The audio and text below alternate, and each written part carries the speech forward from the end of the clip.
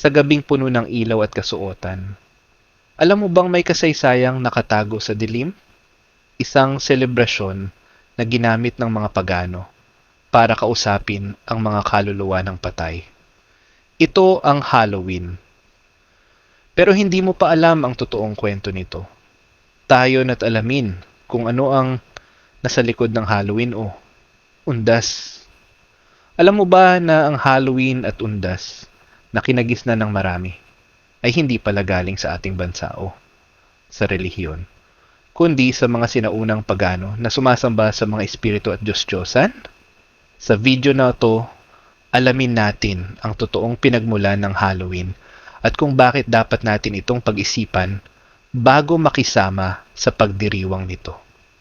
Bago pa man dumating ang Kristyanismo, may isang grupo ng mga sinaunang tao sa Europa na tinatawag na Celtic Pagans. Sila ang nagpasimula ng kapistahan na tinatawag na Samhain tuwing ika-31 ng Oktubre. Naniniwala sila na sa gabing ito, bumabalik ang mga espiritu ng mga patay sa mundo ng mga buhay. Kaya nagsusuot sila ng maskara at kakaibang kasuotan upang hindi sila makilala ng mga masasamang espiritu. Nagsusunog din sila ng malalaking apoy at nag-aalay ng pagkain para sa mga kaluluwa. Nang lumaganap ang Kristyanismo, sinubukan ng simbahan na palitan ang paganong samhain ng All Saints Day sa Nobyembre 1. Kaya tinawag ang gabi bago nito na All Hallows Eve o ngayon Halloween. Sa Pilipinas naman, dinala ng mga Espanyol ang All Saints Day at All Souls Day na naging undas. Ang mga Espanyol ay dumating sa Pilipinas noong 1521 sa pamamagitan ni Ferdinand Magellan at tuluyang sinakop ang bansa noong 1565 sa pamumuno ni Miguel Lopez de Legazpi. Kasabay ng pananakop nila, dinala nila ang relihiyong Katolisismo at lahat ng mga kaugnay itong kapistahan at tradisyon, kabilang na ang All Saints Day, Todos los Santos, at All Souls Day, Araw ng mga Kaluluwa. Kailan dinala ang tradisyong undas sa Pilipinas kalagitnaan ng ika-15 siglo nang maitatag na ang mga simbahan at misyonaryo sa Pilipinas. Ipinakilala ng mga Espanyol ang mga kapistahan ng simbahan, gaya ng Pasko, Mahal na Araw at Undas. Ang Undas o Todos los Santos ay nagsimula ng ipagdiwang ng mga Pilipino sa ilalim ng pamumuno ng mga Espanyol upang turuan manalangin para sa mga kaluluwa ng yumao. Ang All Saints Day, Nobyembre 1 at All Souls Day, Nobyembre 2 ay itinaguyod ng simbahang Katoliko noong ika-8 hanggang ika-10 siglo sa Europa. Pagdating ng ika-16 na siglo, dala ito ng mga Espanyol na misyonero bilang bahagi ng kanilang Christianization mission sa mga bansang sinakop. Kaya nang dumating sila sa Pilipinas, isinabay nila ito sa pagpapalaganap ng Katolisismo. Paano naging undas sa kultura ng Pilipino? Ang salitang undas ay nagmula sa salitang Espanyol na honrar, to honor, o sa Todos los Santos.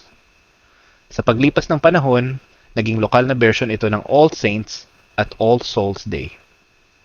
Ginawa ng mga Pilipino itong araw ng pagdalaw sa sementeryo, pag-aalay ng bulaklak at kandila, at paghahanda ng pagkain. Mga gawaing kahawig ng paganong kaugalian ng mga Celt sa Europa noong unang panahon. Taon, panahon, pangyayari, detalye, 1521, pagdating ni Magellan. Kauna-unahang kontak ng mga Espanyol sa Pilipinas. 1565 formal na pananakop.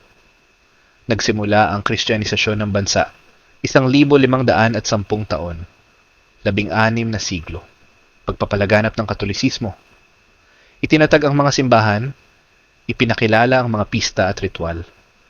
Late 15 siglo, dinala ang All Saints Day at All Souls Day. Naging bahagi ng kulturang Pilipino bilang undas, mahagang paalala.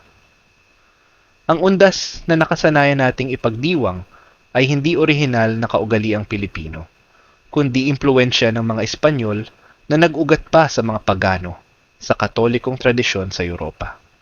Sa pananaw ng Islam o ng mga naniniwala sa purong monoteismo, tanging si Allah o ang tunay na Diyos lamang ang dapat sambahin at alalahanin, hindi sa pamamagitan ng mga ritual na walang batayan sa kanyang katuruan. Pangwakas, aral. Sa Islam, malinaw, sinuman ang gumaya sa isang grupo, siya ay kabilang sa kanila. Hadith, Abu Dawud 4031. Ang pagdiriwang ng Halloween ay may halong pamahiin, okultismo at shirk, kaya dapat nating layuan ito at palitan ng pag-aalala sa Allah, pagdarasal, at paggawa ng kabutihan para sa mga pumanaw. Tandaan, hindi kailangang makisama sa mga ritual ng mundo para mapanatiling buhay ang alaala ng mga mahal natin sa buhay. Ang pananampalataya at mabuting gawa ang tunay na kandilang nagbibigay liwanag sa kaluluwa.